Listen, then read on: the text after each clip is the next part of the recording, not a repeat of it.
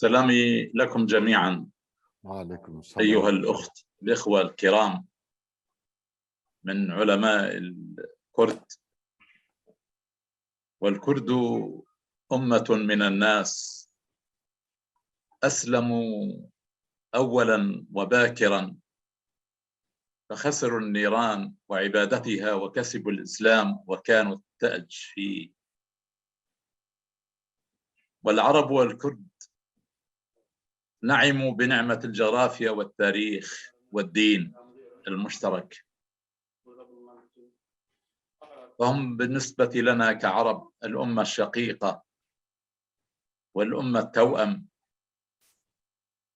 وهم أونس قومية مسلمة وأقربها إلى العرب وصحيح الدين، لأنهم مسكونون بحب الجهاد والاستشهاد والإرفاد والإمداد. والكرد غيروا التاريخ بمشاركتهم في معركة ملازكرد، يعني رجحوا كفة الإسلام في شرق تركيا والأناضول ومكنوا له، ومدوا القوة السنية برفد جديد. والكرد واجهوا أوروبا ذات يوم 38 قومية في مواجهة الكرد، وانتصر عليهم صلاح الدين بنبله لا بسيفه. كان صرخة الإسلام ومعجزة المكان وسيف الإسلام الذي أبطل حبل الوجود الإفرنجي الفرنسي في فلسطين مرة وإلى الأبد. كنا وأنا أردني من أصل فلسطيني لاجئ، كنا شيعة من الفاطميين الذين سلموا القدس، فجاء الكرد فغيروا الديموغرافيا وغيروا المذهب.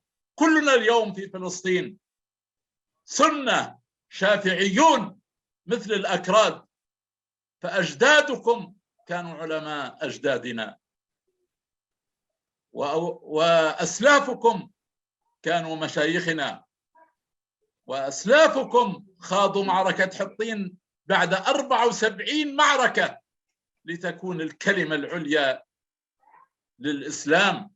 ثالث أعظم فاتح في تاريخ الإسلام كان صلاح الدين الكردي الأيوبي، الذي زرع المدرسة الشافعية بجوار المسجد الأقصى التي كانت عش السادة الشافعية ل8 قرون. كل الثقافة والتعليم والتربية كان كرديا شافعيا من منطقة هكاري في شرق الأراضون. ربما لا زال أبناؤكم يملؤون الخليل وهي أكبر مدينة فلسطينية. التحالف أو الحلف الكردي 22 عشيرة، ثلث أهل المدينة. ليس هنالك مدينة عائلة في الخليل إلا وفيها رجل أو امرأة أو نسب كردي. وكذا في نابلس كان فيها حسام الدين لاشين ابن أخت صلاح الدين وهو الذي حررها. وكذلك في صفد، يقول أوليا جلبي المؤرخ والرحالة التركي: عندما زرت صفد سنة 1671 ميلادية وجدت جل أهلها من الكرد. وكذلك في اللد وفي طيرة حيفا وفي جل مناطق فلسطين. يكفي أن أكبر عشيرة في فلسطين اليوم آل أبي الهيجا، وهم أحفاد وأبناء أحمد الحسن أبي الهيجاء الذي افتداه صلاح الدين ب50,000 دينار ذهب من الصليبيين في عكا. الكرد الحقيقة يعني لهم فضل على الديار المقدسة وفضل كبير منذ قرون وإلى اليوم. ألم تسمعوا بمجاهدات وصرخات كامل الكرد في حي الشيخ جراح؟ ألم تسمعوا للشابين منى الكردي ومحمد الكردي اللذين فضحا المسور 49 عام وأهل الشيخ جراح يعني في منازلة مع هذا الاستيطان الغليظ المغلظ، ونقل قضيتهم إلى كل الأوساط.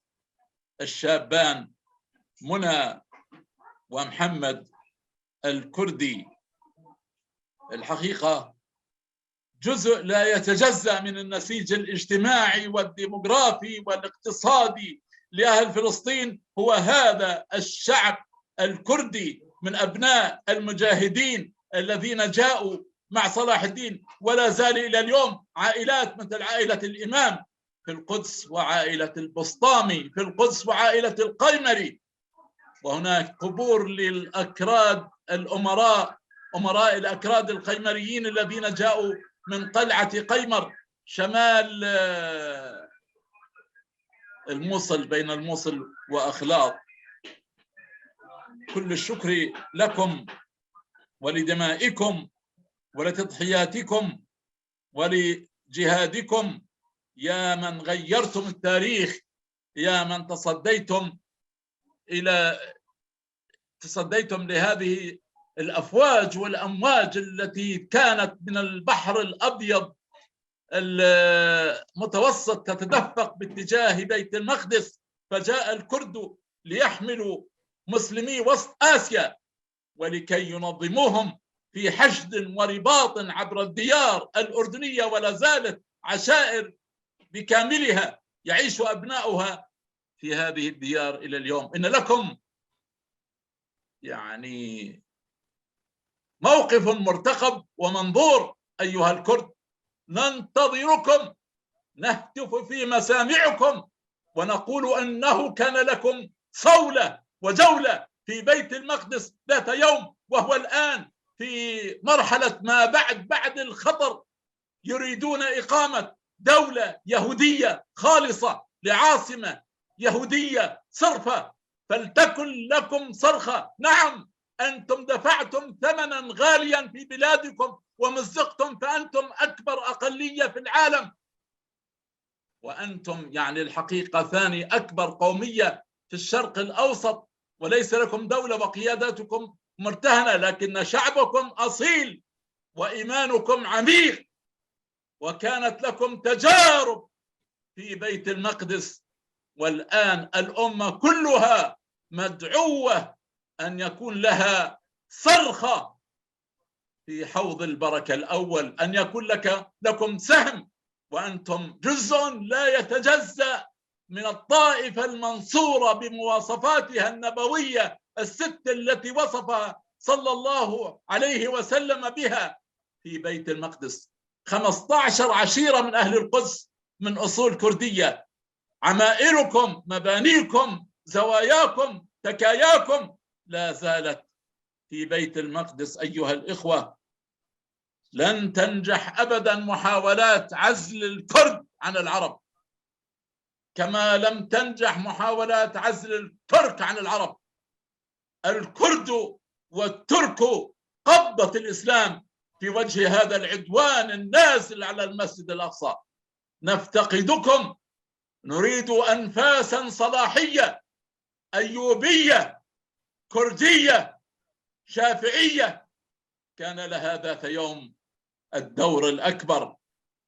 ما أروع بطولاتك يا صلاح الدين، سلام عليك في حطين وفي كل المعارك التي خضتها حتى حققت الفتح الصلاحي في مثل هذا الشهر في 12/1187 يوم الجمعة ويوم الأربعاء في 7، يوم الخميس في 17 جاءت نساء الكرد بنات الأمراء زوجات القادة يحملن جرار الورد من آمن ديار بكر إلى المسجد الأقصى، وطهرت قبة الصخرة، حيث كان في المسجد الأقصى 500 جمل و2000 حصان، وحولت أجزاء منه إلى حمامات التواليت. هذه حضارة أوروبا. فطهر القاضي الفاضل والسلطان صلاح الدين الصخرة من رجسهم، وعقدت الجمعة، خطبة الجمعة للقاضي ابن الزكي، وكانت من أجل الخطب في تاريخ الإسلام. لا أريد أن أطيل، لكنني أجدد الشكر لكم والاحترام لتضحياتكم والاستحضار لبطولاتكم والاستدعاء لذكرياتكم العظيمة يا أهل كردستان إيران، وأهل كردستان العراق، وأهل كردستان تركيا، والأكراد في أرمينيا وفي سوريا. نحن وإياكم أمة المصطفى صلى الله عليه وسلم، ولكنكم عرفتم بالجهاد فعضوا عليه بالنواجذ. السلام عليكم ورحمة الله وبركاته.